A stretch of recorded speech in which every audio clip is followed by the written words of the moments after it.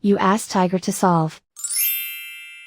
This deals with linear equations with one unknown. The final result is A equals 22. Let's solve it step by step. Group all constants on the right side of the equation. Add 2 to both sides. Simplify the arithmetic.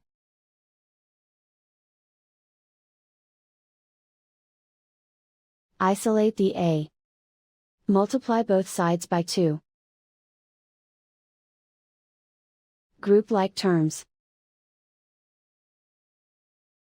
Multiply the coefficients. Simplify the fraction. Simplify the arithmetic. And so the final result is A equals 22.